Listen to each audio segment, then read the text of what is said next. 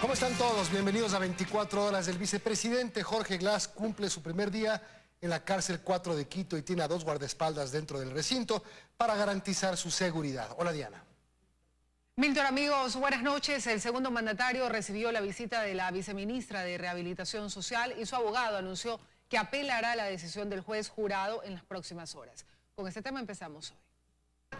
El abogado de Jorge Glass llegó temprano a la cárcel 4. Dice que el vicepresidente se encuentra bien, lleno de fe y esperanza en su primer día de detención. Pero eso no detiene la apelación a lo dictaminado por el juez, al que ya le solicitó la sustitución de prisión preventiva por otra medida cautelar. Basta que el delito se reprima con menos de 5 años para que haya una sustitución de la prisión preventiva por otra medida cautelar. El abogado señaló además que el vicepresidente sí tomó 2 meses de vacaciones.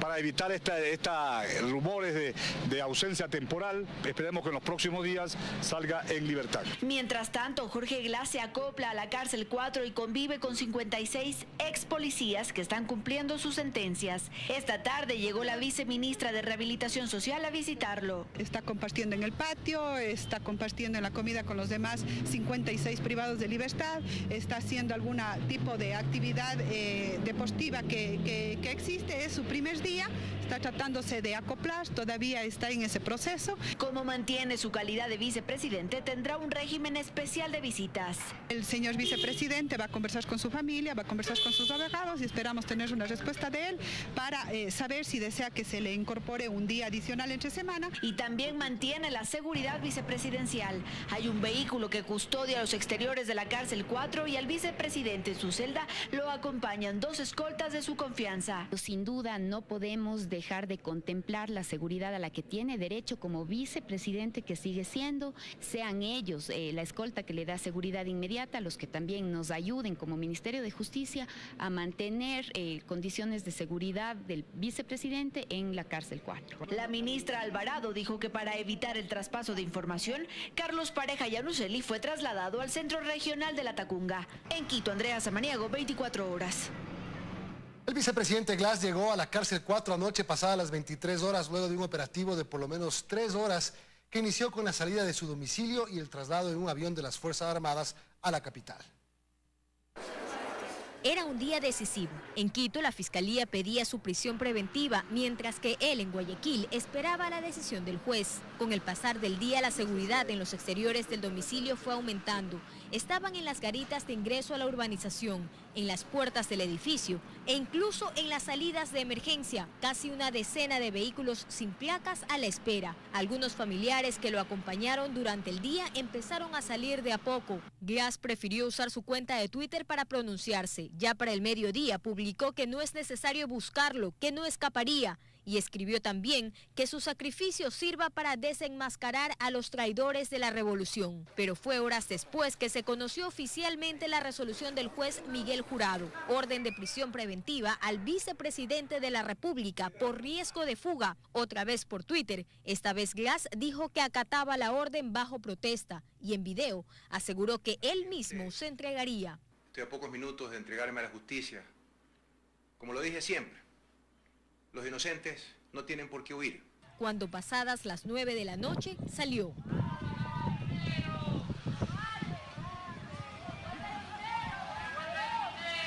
En estos momentos podemos observar que sale la caravana del vicepresidente de la República. El vicepresidente sin funciones se dirigió hasta la base aérea Simón Bolívar en el norte de Guayaquil. Ahí compañeros de su partido lo esperaron para darle apoyo. Todo bien, viniendo a despedir al vicepresidente de la Ecuatoriana. Una persecución política sin nombre.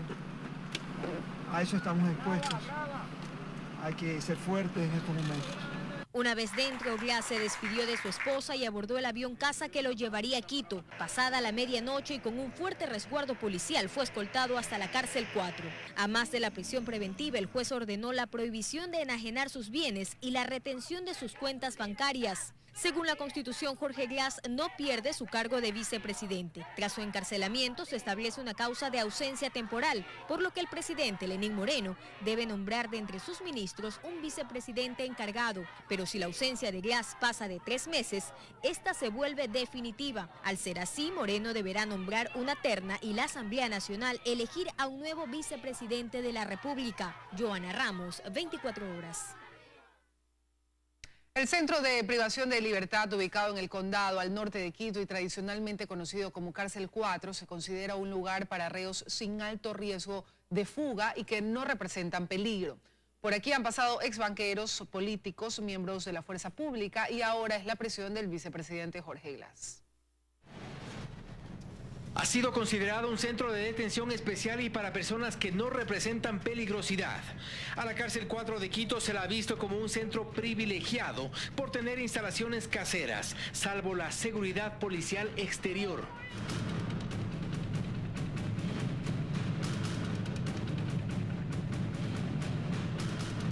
Fue de propiedad de la Policía Nacional y de hecho en su mayoría los detenidos que albergaba este centro fueron policías. Había una razón y es que se evitaba que policías o militares sentenciados por algún delito se involucren con delincuentes detenidos antes por ellos mismos. De los exmiembros de la fuerza pública que se recuerda, a este centro llegaron los policías sentenciados en el caso Restrepo, condenados a 16 años de cárcel por la desaparición de los hermanos Restrepo. Más adelante se transformó en una cárcel supuestamente privilegiada. Aquí han pagado condena exbanqueros y políticos. Fue el lugar en el que pagaron sentencia, por ejemplo, Fernando Aspiazu, titular del Banco del Progreso, Alejandro Peñafiel, del Banco de Préstamos, y casi al mismo tiempo de este último, llegó el principal involucrado en la conocida red Peñaranda, Luis Peñaranda. No deja de ser un centro de privación de la libertad, pero está claro que esta casa, adecuada como cárcel y con capacidad para unos 40 detenidos, ofrece condiciones menos traumáticas para los reos. Expresidentes de la República como Fabián Alarcón y Lucio Gutiérrez pasaron por aquí. Gutiérrez, sin embargo, estuvo primero en el penal García Moreno de Quito, en el pabellón de máxima seguridad. Después fue trasladado hasta la Cárcel 4 y en marzo del 2006 fue declarado inocente y salió. El capitán Vinicio Luna, ex coordinador de selecciones de la Ecuatoriana de Fútbol, pagó su condena también en este centro. La condición de miembros de la fuerza pública les ha permitido llegar hasta aquí. Y aunque nombres de personajes públicos enredados en casos de corrupción y hasta crímenes han sido huéspedes de la Cárcel 4, hoy se suman otros. Carlos Pareja Yanuseli, exministro de Hidrocarburos, detenido por el caso Petroecuador, estuvo hasta este lunes. Y por primera vez un vicepresidente de la República en funciones. Jorge Glass guarda prisión en la Cárcel 4 de Quito. Fausto Yepes, 24 horas. El bloque legislativo de Alianza País lucha internamente para no romperse frente a las posiciones opuestas que tienen grupos muy marcados en torno al vicepresidente Jorge Glass. Eso le impide adoptar una posición política de bloque que sigue dilatándose. Ser meros espectadores de lo que la justicia resuelve en torno al vicepresidente de la República y como función legislativa no hacer nada es la posición de un grupo de asambleístas de AP que sostiene que cualquier acción puede convertirse en una interferencia a la justicia. En la Asamblea nosotros no somos jueces, no podemos juzgar a nadie. Pero en el tema nosotros lo que vamos a hacer políticamente va a tomar una decisión de nosotros estar vigilantes de que esto se vaya en la institucionalidad. Mientras la otra línea de País cree que el movimiento debe autodepurarse y pedirle que renuncie el vicepresidente Glass. E incluso si no lo acoge, piensan en la vía del juicio político. La Asamblea tiene que tomar el tema político, creo que no se puede eludir una responsabilidad de ese nivel. Estas diferencias internas en Alianza País en torno al vicepresidente Glass le impiden al movimiento oficialista tomar una posición en conjunto, pues si nadie cede, el resultado sería la ruptura del bloque. Y por el momento eso nadie quiere. La unidad de bloque le sirve al país y en eso nos vamos a mantener. Pero evidentemente hay cosas que van a generar posiciones diferentes entre algunos compañeros y eso no debe significar una ruptura. Así, mientras los sectores de oposición ya se organizan para retomar el juicio político, Alianza País no ha tenido la capacidad de pronunciarse y se debate entre la unidad y la ruptura. Tras 5 horas de reunión, no pudieron ponerse de acuerdo. Vamos a tener todas las reuniones que sean necesarias, ¿no? No creo que en una reunión se pueda evacuar todo esto. Estamos analizando eso sí con profundidad el tema. En Quito, Freddy Paredes, 24 horas. En un informe policial emitido en septiembre se advirtió de un riesgo de fuga de Ricardo Rivera. En el parte se detalla además las rutas de escape por donde el tío del vicepresidente pudo haber burlado su arresto domiciliario. Este martes Ricardo Rivera hubiese cumplido 4 meses dentro de esta casa. Pero existen accesos en ella que facilitaban que el tío del vicepresidente pueda darse a la fuga fácilmente. Es lo que dice textualmente el informe policial, que además advertía que Rivera ya no tenía grillete. El parte explica en detalle las vulnerabilidades del domicilio. Existe una puerta en el dormitorio que tiene salida al patio posterior del departamento, dice. En el patio hay otras 3 puertas. Una de ingreso al baño de visitas, otra que tiene salida a la vía principal y la tercera se desconoce, ya que está unida a una pared y el cerramiento es bajo, de malla, fácil de subir y saltar fuera del mismo. Para el policía que firma el informe es en este acceso donde está el riesgo de fuga. Y durante el operativo policial para su traslado a prisión fuimos testigos de que existen varias puertas de salida. Pues Rivera abandonó su casa por un acceso alterno. Y actualmente Ricardo Rivera se encuentra aquí, en una de las celdas del Centro de Privación de Libertad número 8 en Guayaquil. Al momento no tiene autorización para recibir visitas, incluyendo a su familia y a su abogado. Lo que ya ha recibido por parte de sus familiares son sus medicinas.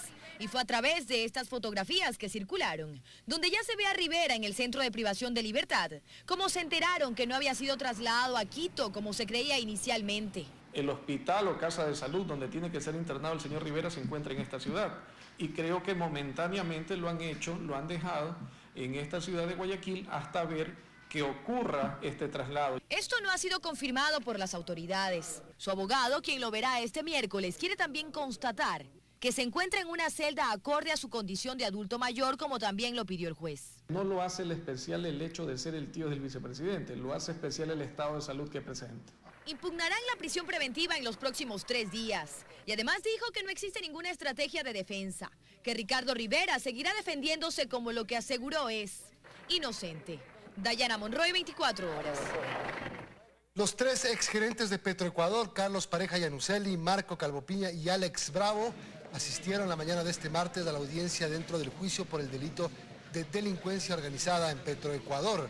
En el caso también es investigado Diego Tapia, exgerente de refinación de la estatal petrolera. Según informes de la Fiscalía, 4 empleados de Petroecuador crearon una estructura para beneficiarse de coimas a cambio de la entrega de contratos. Establecer cómo se ponían de acuerdo, de qué se ponían de acuerdo, a quién iban a favorecer. Nada de eso existe en este proceso porque no existe este delito. No puede condenarse a ninguna persona con simples presunciones.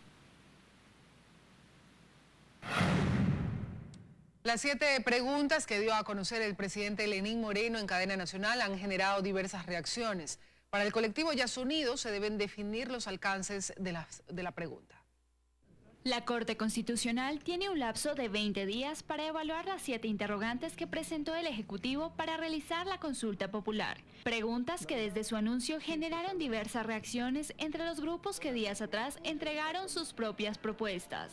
Entregamos a la presidencia una consulta por la cual recogimos casi 1 millón de firmas. Esta pregunta no exactamente como nosotros presentamos no fue puesta en la consulta. Aunque el colectivo Yasunido se muestra optimista frente a la inclusión de una temática ambiental, señalan detalles que se deben modificar. El Ejecutivo tiene la obligación de aclarar la pregunta con respecto al Yasunido. Que se definan justamente los alcances de la misma. Queremos saber exactamente a qué es lo que se refieren estas 50.000 hectáreas. Por otro lado, la interrogante que aborda al Consejo de Participación Ciudadana y Control Social genera otra reacción. Es una afectación total a la institucionalidad del Estado. Está claro el camino y la hoja de ruta, ¿no? Tomarse las instituciones de control. Uno de los sectores que se siente favorecido con una de las preguntas es el de la construcción, que aplaude la posibilidad de derogar la ley de plusvalía.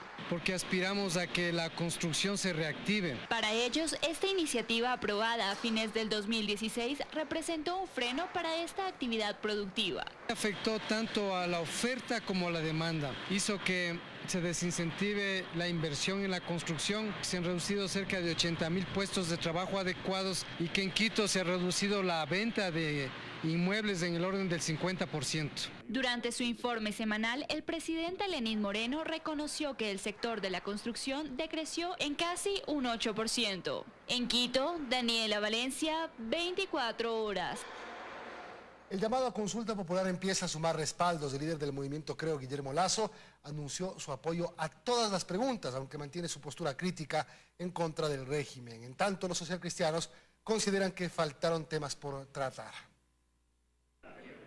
El primero fue el ex candidato a la presidencia de la República, Guillermo Lasso, quien en rueda de prensa anunció su respaldo a las preguntas para la consulta popular convocada por Lenín Moreno y presentadas ya a la Corte Constitucional. Votaremos sí a todas las preguntas que se plantean en esta consulta, porque son los mismos temas que prometimos consultar durante la última campaña. Pero Lasso aclaró que el apoyo va para los principios abordados en la consulta y no para el primer mandatario, para quien aún dijo tiene varios reclamos. Esto no significa que no continuemos con nuestro espíritu crítico respecto, por ejemplo, de la falta de decisiones del gobierno en materia económica. Desde el Partido Social Cristiano y el Movimiento Madera de Guerrero también se manifestó el respaldo por ser esta una intención destacable de Lenín Moreno, aunque se dice que faltaron algunos de los temas propuestos. Consideramos las preguntas como positivas. De hecho, muchos de esos temas han sido propuestas nuestras, inclusive en la campaña política, pero consideramos que hay otros temas importantes como economía, seguridad social, el tema de drogas que han quedado fuera. Problemáticas que esperan el presidente atienda, como también dijo en su enlace, en otros proyectos y leyes. De ahí que por ahora solo se destaca lo oportuno de las preguntas relacionadas con el medio ambiente y se hace énfasis en la dosis 7. Por la pregunta del Consejo de Participación Ciudadana, hay que desmontar una estructura concentradora de poder para brindarle al país seguridad jurídica. Vemos con muy buenos ojos la imprescriptibilidad de los delitos en contra de niños y adolescentes. Son las primeras reacciones a la convocatoria a consulta popular que la noche de este lunes hiciera el presidente. Respaldos con observaciones, pero apoyos ya confirmados públicamente. Luisa María Heredia, 24 horas.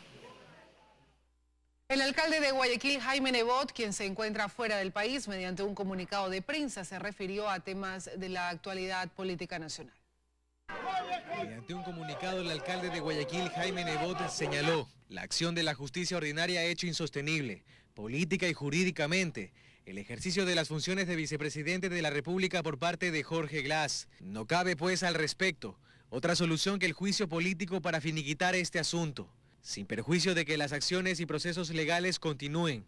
Si bien recuperar la independencia de la justicia para, entre otras cosas, evitar la impunidad es positivo, también lo es, y en alto grado, devolver directamente al pueblo, más aún en esta crisis, la potestad y el derecho de decidir su futuro mediante un pronunciamiento vía consulta popular. Siempre hemos sostenido la validez y conveniencia de este procedimiento y lo ratificamos ahora. Creemos que la oportunidad debió aprovecharse para pedir el dictamen del pueblo para otros asuntos, especialmente económicos y sociales, que el Ecuador necesita de inmediato para generar confianza, inversión, crecimiento, empleo y progreso. Pese a esta observación, las preguntas planteadas por el presidente de la República son totalmente válidas y pensamos que las 7 merecen un sí como respuesta contundente de la mayoría de nuestros conciudadanos. Dos constitucionalistas analizan la tercera pregunta de la consulta popular en la que está en juego la reelección indefinida. Coinciden en que hay un vacío que permite diversas interpretaciones.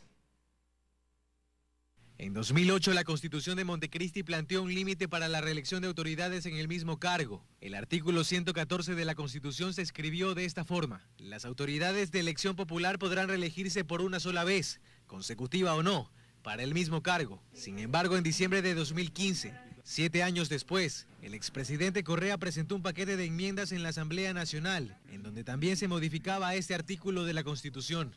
Tras la aprobación de la anterior asamblea, el artículo sufrió cambios, pues se eliminó la frase por una sola vez, consecutiva o no, para el mismo cargo, permitiendo así la reelección indefinida de autoridades de elección popular. El tema vuelve a la palestra de lo político luego de que el presidente Lenín Moreno anunció que serán los ciudadanos quienes decidan la vigencia de la enmienda de 2015. La tercera interrogante para la consulta popular, que ha sido ya entregada a la Corte Constitucional, pregunta: para garantizar el principio de alternabilidad, ¿está usted de acuerdo con enmendar la Constitución de la República del Ecuador para que todas las autoridades de elección popular puedan ser reelectas por una sola vez para el mismo cargo, recuperando el mandato de la Constitución de Montecristi y dejando sin efecto la reelección indefinida, aprobada mediante enmienda por la Asamblea Nacional el 3 de diciembre de 2015? Lo que significa que de ganar el sí, la enmienda de 2015 perdería efecto y el artículo 114 de la Constitución de Montecristi volvería a su redacción original. En el bloque oficialista hay opiniones divididas, pues algunos legisladores de Alianza País han tomado la pregunta como un bloqueo ante el escenario de una nueva candidatura del expresidente Correa. Otros, por su parte, aseguran que no hay retroactividad. Sin embargo, al contestar positivamente esta pregunta, ¿usted estaría también aprobando la incorporación de la siguiente disposición general? Las autoridades de elección popular que ya hubiesen sido reelegidas desde la entrada en vigor de la Constitución de Montecristi no podrán postularse para el mismo cargo. Lo que imposibilitaría que el expresidente Correa se candidatice nuevamente a la presidencia, que Jaime Nebot vuelva a ser alcalde o que Jimmy Jairala pretenda la prefectura nuevamente, lo que abre el debate. El espíritu que anima al pueblo ecuatoriano es el de que desaparezca la reelección indefinida. Yo creo que se debería permitir la reelección de asambleístas, de alcaldes, de prefectos, porque su esfera de influencia es muy reducida con respecto al primer administrador que tiene el Estado ecuatoriano, que es el presidente de la República. Sin embargo, la disposición deja la puerta abierta para que puedan candidatizarse a otras dignidades. Carlos Acoto, 24 horas. Más noticias: las pensiones jubilares del Seguro Social Campesino serán incrementadas y el IES realizará un análisis integral actuarial en el que participará la Organización Internacional del Trabajo, la OIT. Esto lo conoció junto con detalles de la situación hoy el presidente de la República. Fue en el salón del gabinete del Palacio de Gobierno donde el primer mandatario tomó la lección al presidente del Consejo Directivo del IES respecto de la situación de la seguridad social, en base a los cuestionamientos desde distintos sectores. ¿Cuál es el volumen de ingresos anual del IES y cuál es el volumen de gastos? Y el diferencial positivo o negativo, ¿cómo se soluciona o qué se hace con él? Ya.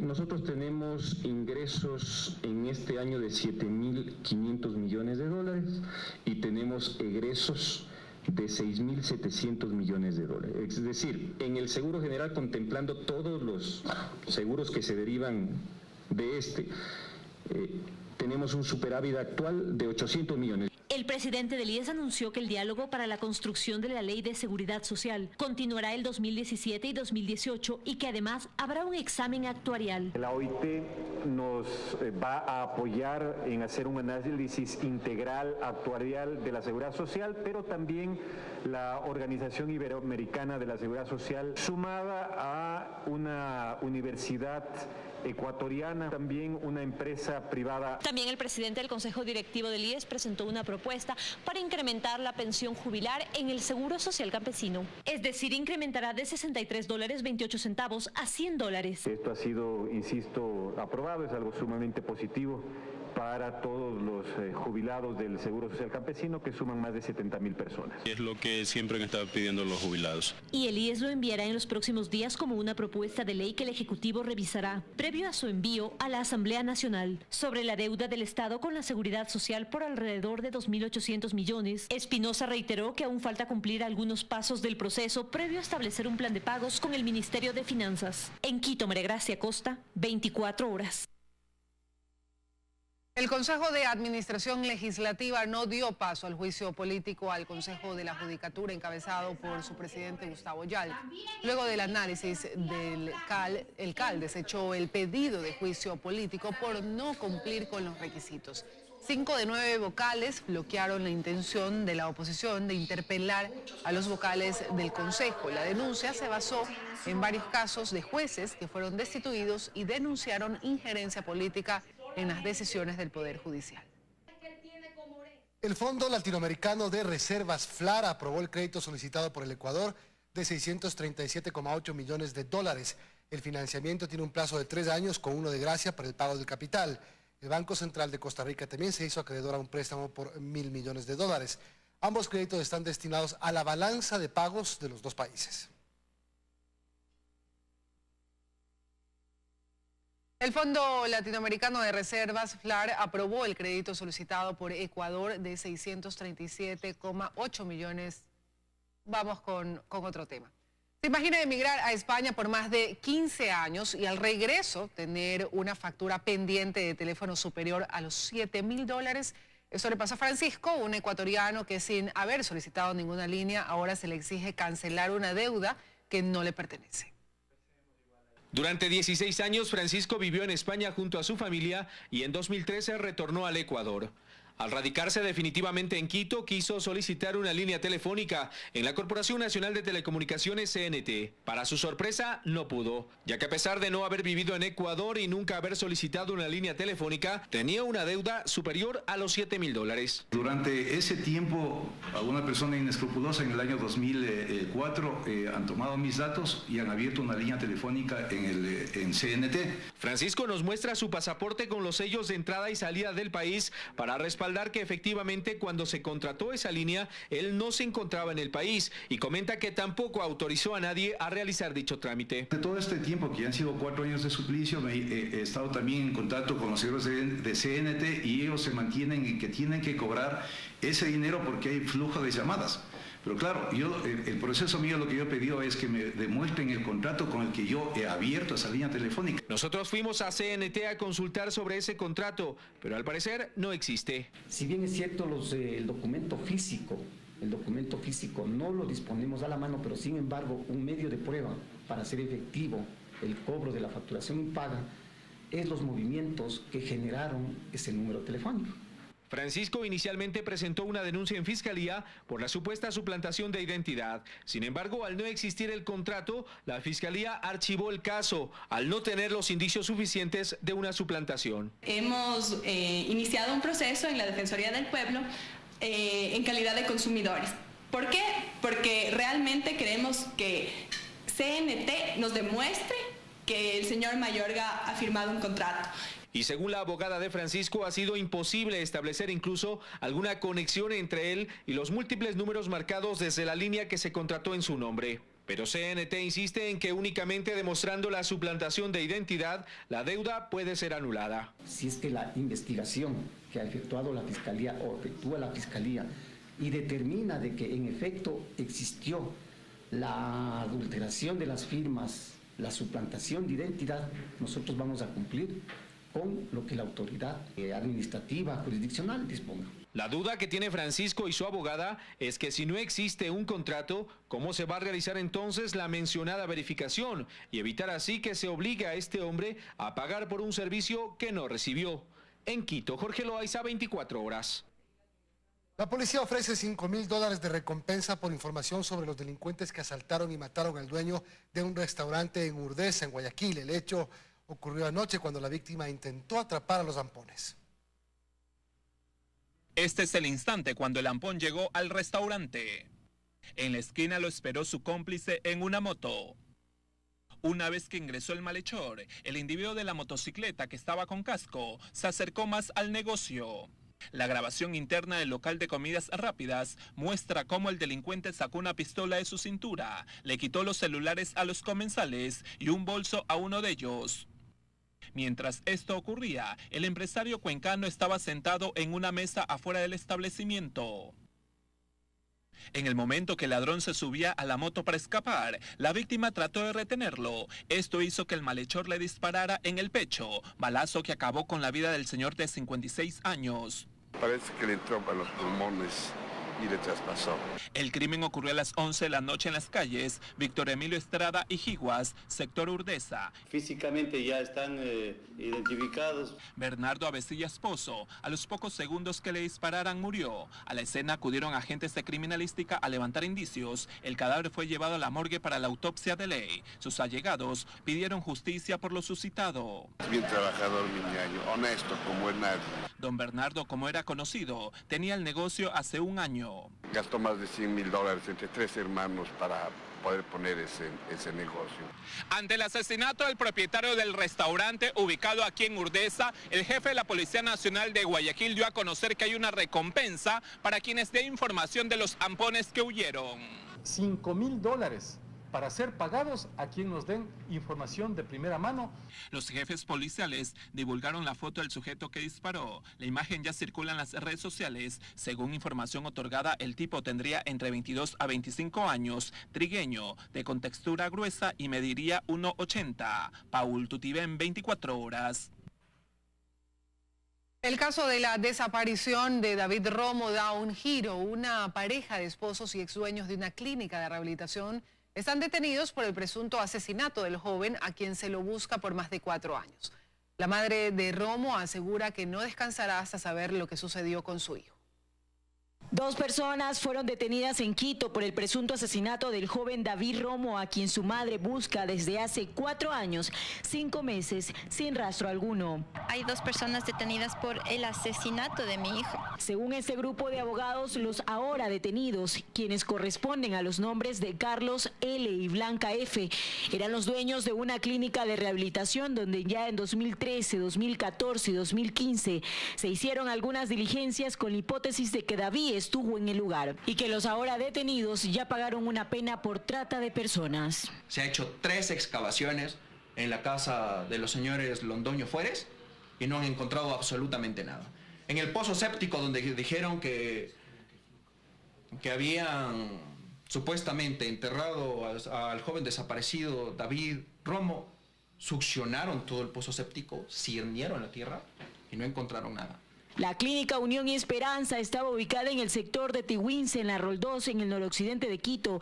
Según algunos jóvenes que estuvieron en la clínica, mencionaron que David estuvo en el centro. Que otro interno que supuestamente vio el asesinato manifiesta expresamente que estuvo ahí, alias el teniente, y nosotros demostramos procesalmente que el teniente, a la fecha en la que él narra el acontecimiento, estaba detenido. Para Alexandra Córdoba, madre de Romo, esta es una hipótesis más que no aceptará hasta que hayan encontrado el cuerpo de su hijo vivo o muerto. Tendrán todavía que seguir investigando, tendrán que seguir preguntando, indagando. Según los abogados, la detención de esta pareja de esposos sucedió el viernes pasado a las 5:30 de la mañana. Sí, directamente les formularon cargos por el asesinato del joven desaparecido David Romo. Solicitamos una entrevista a la Fiscalía para conocer detalles de la investigación que se realice en torno a este caso y estamos a la espera. Helen Quiñones, 24 horas.